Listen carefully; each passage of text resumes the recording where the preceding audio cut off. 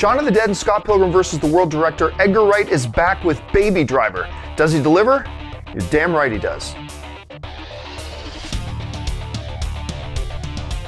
Hey guys, I'm John Campea, and this is my quick review of the brand new Edgar Wright film, Baby Driver. Now, if you've watched the trailers at all, you know that Baby Driver follows the title character, Baby, played by Ansel Elgort, B-A-B-Y. And there's 3 important things you need to know about Baby. Number 1, he's probably the best getaway driver in the world. Number 2, when he was a child, he was in a car accident that left him with tinnitus, a ringing in the ears that's always there. So throughout the movie, he's always wearing earbuds to kind of drown out that sound, and the music in his earbuds kind of becomes the heartbeat of the movie.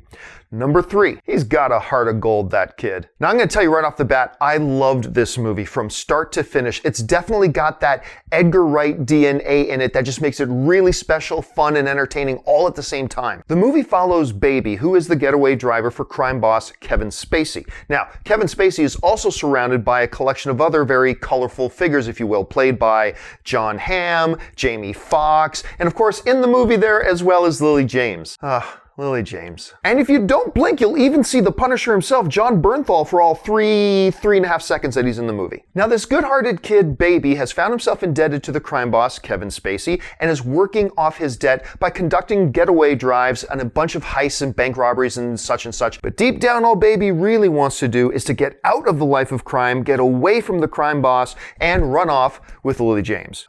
Lily James. As in any movie out there, something goes wrong, and that's really when the mayhem ensues. Look, I've already said off the bat, this movie is spectacular. There's a few things that I really like about this film. First of all, I'll start with the performances by everybody. I already mentioned Ansel Elgort. Jamie Foxx is terrific in this movie. I love him when he's in these kinds of roles. He really sunk his teeth into it. Jon Hamm actually might have stole the movie. I mean, Jon Hamm, not only does he give a great performance in one type of character, his character goes through an evolution as well, and he shows so many sides of this character in a relatively small amount of screen time. Don't get me wrong, he's more than just a glorified cameo. He's in a bunch of the movie, but he does so much with this character and puts so much into the performance that it really adds another level to the film. One of the other things I love about this movie is that it's so stylized. Now look, a lot of us have seen stylized films, but a lot of the times the directors are so obsessed with making their films stylized that they forget about everything else. They get style at the expense of good story or good characters or good interactions and things like that. What Edgar Wright does instead, though, is he has this, this rampant style throughout the film, but the style serves as a vehicle to progress the characters, to progress the narrative. The style serves a function. It's not just style for the sake of style, and not a lot of directors get that right. Edgar Wright does. The other thing I noticed like 5 minutes into the movie was that Edgar Wright and his director of photography, they frame every shot in such a way that each frame of the movie tells its own story.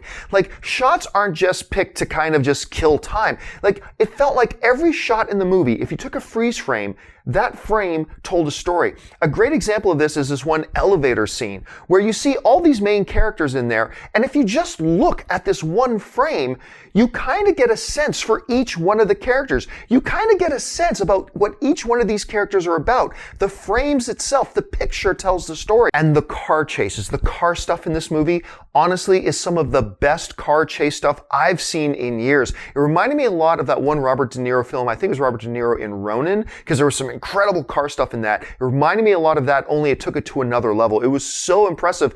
And I walked out looking up immediately, was some of that CGI? But apparently it was like all practical, and it just blew my mind. And you can't talk about Baby Driver without talking about the music. Some movies put together really cool soundtracks, but they're just collections of really cool songs. The soundtrack selection for Baby Driver isn't just music there to be, oh, that's a cool song and that's a cool song. No, each song is specifically selected to be the heartbeat of the movie. If you just sat back and listened to the song, you know what's going on in the film. You know it kind of dictates the tempo and the pace and the mood and the context of each scene. The music was picked so brilliantly. So on one hand, all the songs were incredibly cool, but number two, all the songs, much like the style, it purposefully pushed forward the narrative and the story and kind of indwelled the scenes to make themselves a part of it. And it's just crazy how good they did it. Now, it's not that Baby Driver is perfect. They do a couple of things in the movie that kind of irritated me that I thought maybe they could have done a little bit better. For instance, let's talk about Lily James. Lily James. There's a scene in the movie where Baby and Lily James's character Deborah first meet, and it felt very unnatural and awkward because Lily James is like liquid porno hot, like she's one of the most beautiful women in the world, and her character comes across a little bit like, I'm not that pretty, I'm not used to boys paying attention to me, and oh, this kid is paying attention to me and he's so charming. It's like, it didn't feel organic, it didn't feel natural. Now, once we get past that scene, the relationship between Deborah and Baby was really good and very cool, and I like the way it progressed the story. But it was that first scene that felt very awkward, and it was just a little bit jarring. And as much as I loved the character of Baby, he was, morally speaking, he was a little bit too perfect. Don't get me wrong, I like my good guys good. I'm not one of these guys who thinks the hero should have a villainous dark side to them every single time. No, I like my good guys good, but Baby was so morally above reproach. There was never any moral dilemma for Baby, you know what I mean? Like, he was always faced with tough decisions and tough choices, but he always did the upright and moral thing. And for the most part, that's great, but I would have liked to have seen just a little bit of conflict in him. But don't get me wrong, I love the character. For 99% of it, I like the way he played out. Look, from the way the movie sounds, to the style of the movie, to the way the movie is shot, to the characters and the dynamic between the characters and the performances everybody gave, this is such a great movie. It's such a fun, interesting, original kind of movie that is both entertaining and thought-provoking. It's got great laughs and great thrills. I mean, this is such a great Edgar Wright movie. Do yourself a favor, go out and see Baby Driver the moment that you can. I can't recommend it enough. Anyway, that'll do it for me, guys. Thanks for joining me for my review of Baby Driver. Listen, make sure you subscribe to my YouTube channel. Keep you up to date on everything I've got going on here. Make sure you follow me on social media, on Facebook and on Twitter. And make sure you subscribe on your favorite podcast app to the John Campea Podcast. Thanks for joining me, guys. I'm John Campea, and until next time, bye-bye.